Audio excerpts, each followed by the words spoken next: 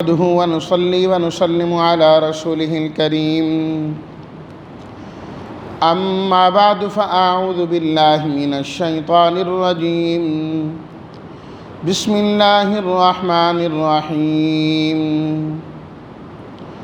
يعلم ما بين أيديهم وما خلفهم ولا يحيطون بشيء من علمه إلا بما شاء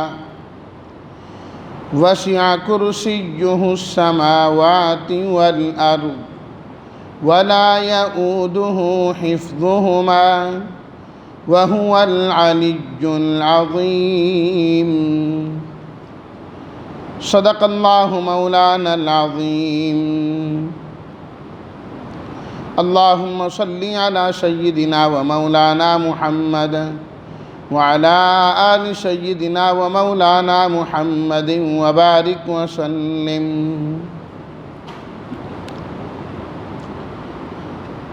ایدیہم، ایدی ید کی جمع، ید کا معنی ہوتا ہے ہاتھ، ان کے ہاتھوں کے سامنے یعنی ان کے آگے، خلف ان کے پیچھے، یحیطون احاطہ سے، احاطہ نہیں کر سکتے، شیئن اردو میں بھی شے اور چیز استعمال ہوتا ہے، وسیع وسعت سے وسیع ہیں، کرسیہ اس کی کرسی یعنی اس کی حکومت، السماوات آسمانوں میں، یعودہ مشکل ہونا گرا ہونا، یثقلہ کے معنی میں ہوتا ہے، حفظہما ان کی حفاظت کرنا، العلی بلند و بالا، العظیم عظمتوں والا۔ ترجمہ: یعلم ما بین ایدیہم وما خلفہم، اللہ تعالیٰ جانتے ہیں جو کچھ ان کے آگے ہے اور جو کچھ ان کے پیچھے ہے، اور وہ نہیں احاطہ کر سکتے اس کے علم کا کچھ بھی مگر جتنا وہ چاہیں۔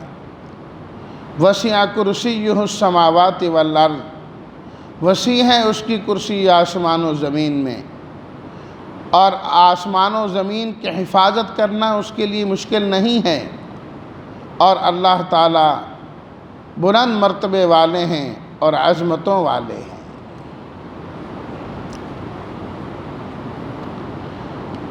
آیت الکرسی کا یہ آخری حصہ ہے۔ بالکل پہلے جملے میں اللہ تعالیٰ نے دعوی توحید ذکر کیا، اللہ لا الہ الا ہو، کہ اللہ کے علاوہ کوئی معبود نہیں۔ پہلی دلیل الحی القیوم، وہ ہمیشہ سے زندہ ہے اور ہمیشہ زندہ رہے گا، اور ساری کائنات کا نظام وہی چلاتا ہے۔ لا تأخذہ سنۃ ولا نوم۔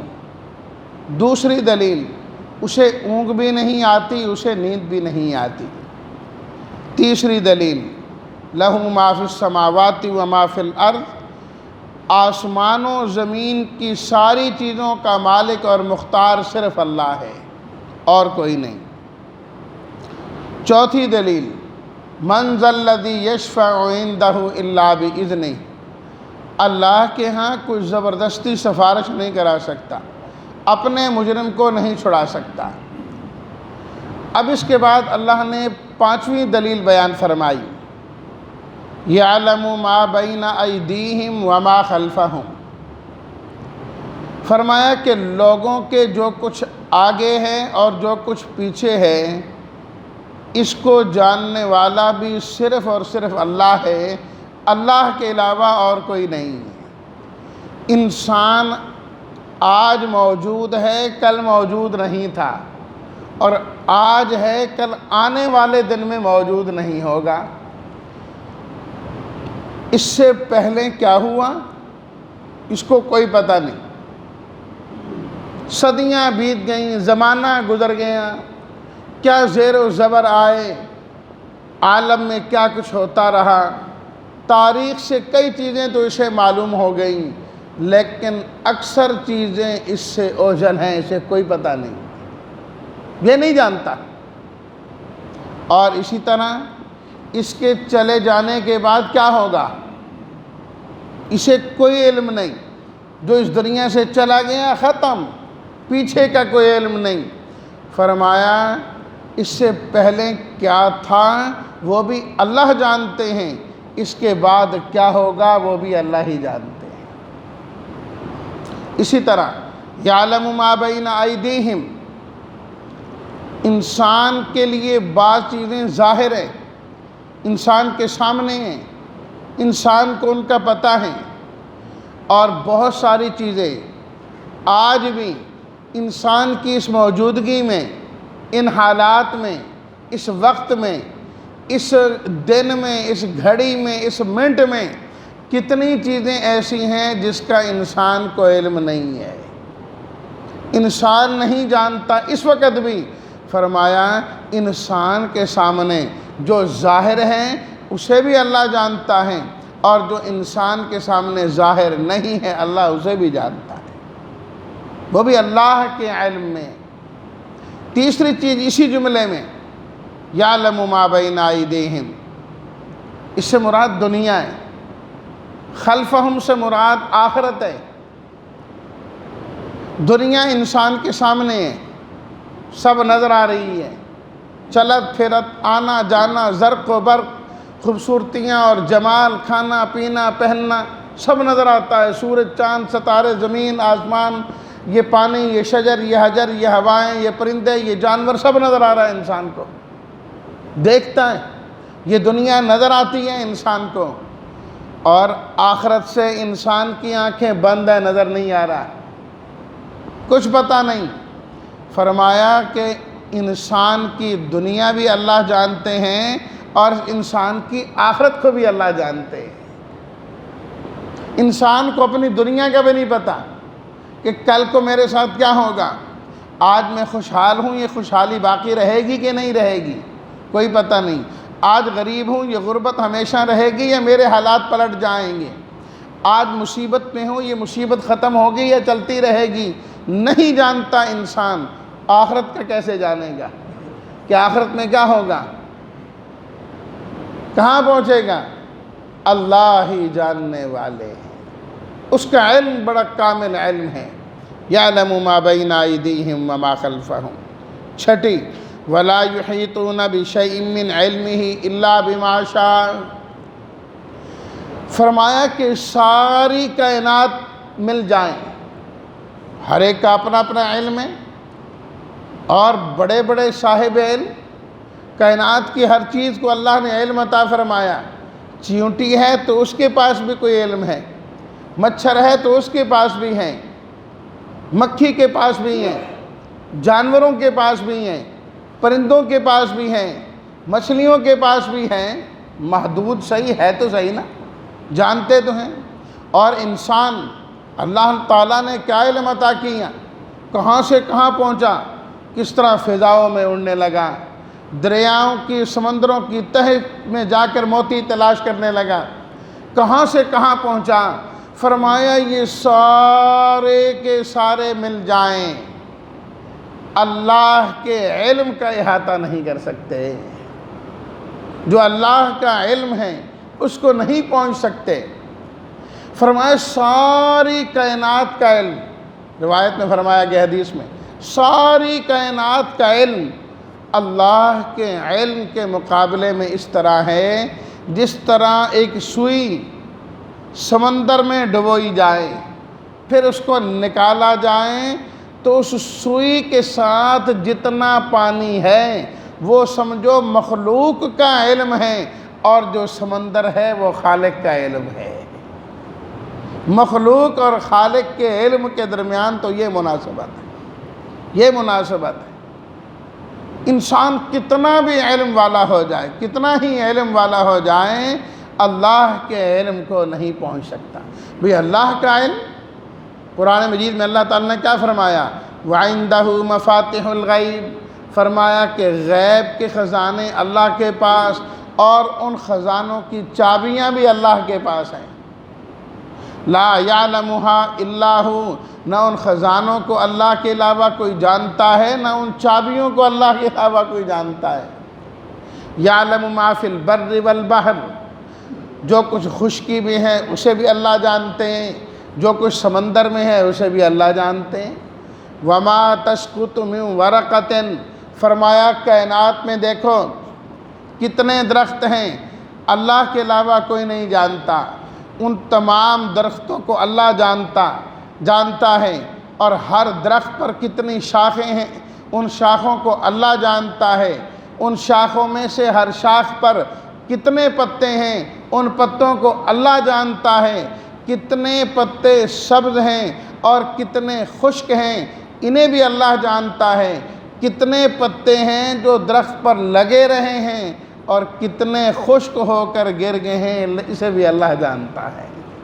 وما تسقط من ورقۃ الا یعلمھا، جو پتا نیچے گرتا ہے اسے بھی اللہ جانتے ہیں۔ ولا حبۃ فی ظلمات الارض، فرمایا کہ دیکھو تم ایک دانہ زمین میں گرا آتے ہو، تمہیں نہیں پتہ وہ دانہ کہاں گیا، وہ زمین میں چھپ جاتا ہے، کس حال میں ہے، گل سڑ گیا، پرندے اٹھا کے کھا گئے، کوئی کیڑے کھا گئے، تم نہیں جانتے۔ وہ زمین کے اندر پوشیدہ جو دانہ ہوتا ہے اسے بھی اللہ جانتے ہیں، کس طرح اللہ اسے پھاڑتے ہیں، اس سے کونپلیں نکالتے ہیں، اور پھر اسے دانے اور کیا سے کیا ہوتا ہے، جب باہر نکلتا ہے تم جانتے ہو، جب وہ اندر ہوتا ہے اللہ تب بھی جانتے ہیں۔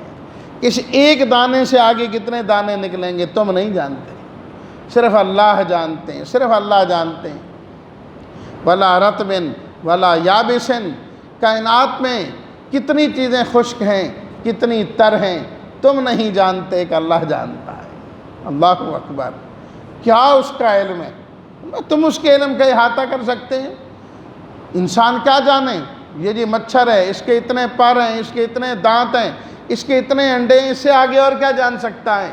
فرمایا اللہ کا علم کیا ہے، اللہ پیدا ہونے سے پہلے جانتے تھے، اللہ کو پتہ ہے کہ یہ جو مچھر ہے اس کا باپ کون ہے، اللہ جانتے ہیں یہ جب پیدا ہوا اس کے ساتھ اس کے کتنے بہن بھائی پیدا ہوئے، آج وہ کہاں ہیں، یہ کب پیدا ہوا، کہاں پیدا ہوا، دن کو پیدا ہوا، رات کو پیدا ہوا، رات کو ہوا تو رات کے کس پہر پیدا ہوا، کس جگہ پیدا ہوا، کتنی عمر گزار چکا ہے، کتنی عمر گزارے گا، اس نے کتنا کھایا ہے، کتنا کھائے گا، جو اس کے مقدر میں تھا اس میں سے کتنا کھا چکا ہے، کتنا باقی ہے، رب کے علاوہ کوئی نہیں جانتا۔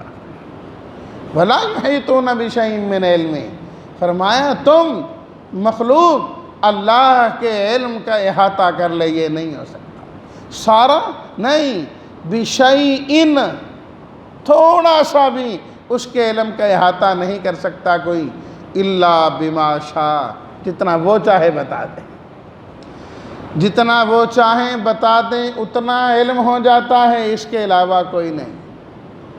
غیب اور ہوتا ہے، علم غیب، غیب کو جاننا اور ہے، اطلاع علی الغیب، غیب کی اطلاع کر دینا اور چیز ہے، وہ اور چیز ہے۔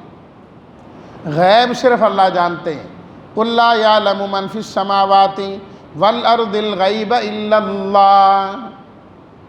اللہ اکبر، 20واں سپارہ بالکل شروع، فرمایا کہ میرے حبیب آپ فرما دیجئے آسمان اور زمین کا جو غیب ہے اللہ کے علاوہ کوئی نہیں جانتا، کوئی نہیں جانتا۔ اللہ جو وحی کے ذریعے بتا دیں کسی کو وہ بتا دیں، جب بتانے پہ آئیں تو حضرت یوسف علیہ الصلاۃ والتسلیمات دیکھیے پہلے کنویں میں ہیں، والد کو معلوم نہیں کہ میرے بیٹے یہاں پر ہیں، اور جب اللہ بتانے پر آئے تو مصر سے حضرت یوسف کا کرتا چلتا ہے، حضرت یعقوب فرماتے ہیں کہ مجھے تو یوسف کی خوشبو آ رہی ہے، یہ اطلاع ہے، جب وہ اطلاع دے دیں، جب وہ اطلاع دے دیں۔ اللہ نے نہیں بتایا، آپ علیہ الصلاۃ والتسلیمات کے پاس جبریل امین نے آنا ہے، حدیث میں موجود ہے کہ میں فلاں وقت آؤں گا، آپ علیہ الصلاۃ والتسلیمات نے انتظار کیا، نہیں آئے جبریل امین، آپ علیہ الصلاۃ والتسلیمات گھر سے باہر تشریف لائیں، جبریل امین آگے، جی آپ نے تو کہا تھا فلاں وقت میں آؤں گا، انتظار کیا آپ نہیں آئیں، فرمایا جس گھر میں کتا اور تصویر ہو اس میں فرشتے نہیں آتے، کہا میرے گھر میں کتا؟ ہاں جی۔ آپ علیہ الصلوۃ والتسلیمات نے دیکھا تو چھوٹا سا کتیے کا بچہ گھر میں کہیں گھس آیا تھا۔ فرمایا جہاں کتا اور تصویریں ہوں ہم وہاں نہیں آیا کرتے، اپنے گھر میں ہے۔ اللہ نے نہیں بتایا، نہیں معلوم، اور اللہ نے جب بتایا تو غزوہ بدر میں آپ نے پہلے بتا دیا، ابو جہل ادھر مارا جائے گا، امیہ ادھر مارا جائے گا۔ آپ پہلے جگہ بتا رہے ہیں، اس جگہ میں کل فلاں فلاں نے مرنا ہے۔ اللہ جب بتانے پہ آئے تو پھر ذرہ ذرہ بتا دیتے ہیں۔ تو فرمایا اللہ بما شاء، جو اللہ چاہیں۔ پھر صرف یہاں کی نہیں، اللہ اگلے جہان کی خبریں بھی دے دیتے ہیں۔ آپ علیہ الصلوۃ والتسلیمات نے بتائیں گے نہیں؟ صحابہ کرام کے بارے میں، جنت کے بارے میں، جہنم کے بارے میں، باقی چیزیں، ایک ایک چیز کی وضاحت کی۔ فرمایا بما شاء، یہ اس کی چاہت ہے جو اللہ تعالیٰ بتا دیں۔ اگلی دلیل، وسیع کرسیہ السماوات والارض، فرمایا کہ اللہ تعالیٰ وہ ہیں کہ اس کی حکومت آسمان و زمین میں بڑی وسیع ہے، بڑی وسیع ہے۔ اللہ اکبر، کرسی بڑی مضبوط فلاں کی، یہ کنایہ اور اشارہ ہوتا ہے حکومت سے، کہ آسمان و زمین کی حکومتوں کا مالک صرف اللہ ہے۔ قل اللہم مالک الملک، دعا سکھائی نا، اے اللہ آپ ہی ہر ایک کے بادشاہ ہیں، ساری حکومت آپ کے قبضے میں۔ تؤتی الملک من تشاء وتنزع الملک ممن تشاء، جسے چاہتے ہیں دنیا کی حکومت دے دیتے ہیں، جس سے چاہتے ہیں چھین لیتے ہیں۔ اصل حکومت تو آپ کے پاس ہے نا، اصل حاکم تو آپ ہیں۔ سورہ مومن، قیامت کے دن اللہ تعالیٰ کی طرف سے اعلان ہوگا، ابھی جو ساتھی ترجمہ پڑھتے ہیں آج کی آیات یہی ہیں، اللہ کی طرف سے ہوگا لمن الملک اليوم، آج حکومت کس کی ہے؟ للہ الواحد القہار، اعلان ہوگا ایک اللہ کی ہے جو سب پر غالب ہے۔ قیامت کے دن یہ چھوٹی موٹی ظاہری حکومتیں بھی ختم، وہاں تو صرف اور صرف اللہ ہی بادشاہ ہے، مالک یوم الدین۔ قیامت کے دن کا مالک و بادشاہ صرف اللہ، اور آج بھی مالک حقیقت میں وہی ہے، وہی ہیں۔ یہ تو مجازی بادشاہ ہیں جو آتے ہیں اور جاتے ہیں۔ حدیث میں آتا ہے حضرت ابو ذر رضی اللہ تعالیٰ عنہ نے پوچھا نبی کریم صلی اللہ علیہ وسلم سے کہ اللہ تعالیٰ نے کرسی کا ذکر کیا، وہ کرسی کتنی بڑی ہے، اس کی حکومت؟ آپ علیہ الصلوۃ والتسلیمات نے فرمایا یہ سب آسمان و زمین، یہ ساری چیزیں اللہ تعالیٰ کی کرسی، اور ایک روایت میں اللہ کے عرش کا ذکر آتا ہے، اس کے سامنے اس طرح ہیں جس طرح ایک بہت بڑا میدان ہو اور اس میدان میں ایک انگوٹھی پڑی ہوئی ہو۔ تو اتنے بڑے میدان میں چھوٹی سی انگوٹھی کیا حیثیت رکھتی ہے؟ فرمایا اللہ کی حکومت و بادشاہت کے سامنے، اللہ کی کرسی کے سامنے، اللہ کے عرش کے سامنے یہ آسمان زمین یہ مناسبت رکھتے ہیں، کچھ بھی نہیں ہے، کچھ بھی نہیں ہے۔ اللہ اکبر۔ ولا یؤودہ حفظہما، اگلی دلیل 8ویں، ولا یؤودہ حفظہما۔ اچھا، اتنی بڑی حکومت، آسمان میں بھی، زمین میں بھی، فضاؤں میں بھی، دریاؤں میں بھی، سمندروں میں بھی، خشکی میں بھی، تری میں بھی، بیابانوں میں بھی، جنگلوں میں بھی، وہاں کی مخلوقات سب کو سنبھالنا۔ وہ انسان تو ایک دکان سنبھالے تو رات کو اس کی کمر تھک جاتی ہے کہ تو بس ہو گئی تھی، تھک جاتا ہے۔ مزدور آدمی مزدوری کر کے تھک جاتا ہے، افسر کرسی میں بیٹھا بیٹھا تھک جاتا ہے، اس نے تو ایک محدود کام کیا ہے۔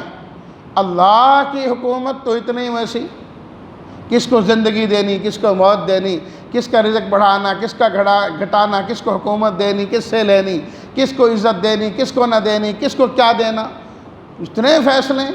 فرمایا ولا یؤودہ حفظہما، ان کے حفاظت کرنا اور اس کا نظام چلانا اس کے لیے کوئی مشکل نہیں، وہ تھکتا نہیں۔ اس لیے شروع میں کہا لا تأخذہ سنۃ ولا نوم، اسے نیند آتی ہے، اونگ آتی ہے، جو تھک جایا کرتا ہے۔ اللہ تھکاوٹ سے پاک ہے، اللہ تھکتے نہیں، اس کے لیے یہ کوئی مشکل نہیں۔ وَهُوَ الْعَلِيُّ الْعَظِيمُ، فرمایا اللہ ذات کے اعتبار سے بھی بلند و بالا، اللہ صفات کے اعتبار سے بھی بلند و بالا، نہ اس جیسی ذات کوئی اور نہ اس جیسی صفات کوئی۔ یہ ہے وہ مختصر سی تشریح اس آیت الکرسی کی جو کئی دروس میں نے آپ کے سامنے ذکر کی۔ باقی اہل علم نے اس پر سینکڑوں صفحات کی جو ہے نا وہ تفسیر لکھی ہے۔ تو اب آپ کو خود اندازہ ہو گیا ہوگا اس بات کا کہ اللہ نے اس آیت کو قرآن مجید کی سب سے عظمت والی آیت کیوں بنایا ہے۔ کوئی چیز اس سے باہر رہی نہیں، اور اس میں اللہ کی عظمت اور کبریائی کا بیان ہے۔ اور آپ قرآن مجید کی صورتوں کو دیکھیں نا، جس صورت کی یا جس آیت کی بڑی شان ہوگی اس کا مضمون بھی عام طور پر بڑا ہوتا ہے، اللہ کی توحید والا۔ دیکھیے سورہ اخلاص، قل هو اللہ احد، بڑی شان ہے نا۔ فرمایا جو ایک مرتبہ پڑھتا ہے قرآن کے تیسرے حصے پڑھنے کا ثواب اللہ عطا فرما دیتے ہیں، جو 3 مرتبہ پڑھتا ہے اللہ پورے قرآن کے ثواب عطا فرماتے ہیں۔ اس میں کیا ہے؟ اللہ کی توحید ہے۔ قل هو اللہ احد اللہ الصمد لم یلد ولم یولد ولم یکن لہ کفوا احد۔ تو اس کے اندر بھی اللہ کی توحید ہے، اللہ کی وحدانیت ہی کا بیان ہے۔ تو اللہ کی وحدانیت یہ کائنات کی سب سے بڑی چیز ہے، اور یہیں سے انسان کا ایمان شروع ہوتا ہے۔ اللہ ہم سب کو توحید کامل عطا فرمائیں، اور اسی توحید پر اللہ تعالی ہم سب کا خاتمہ فرمائیں۔ وآخر دعوانا ان الحمد للہ رب العالمین۔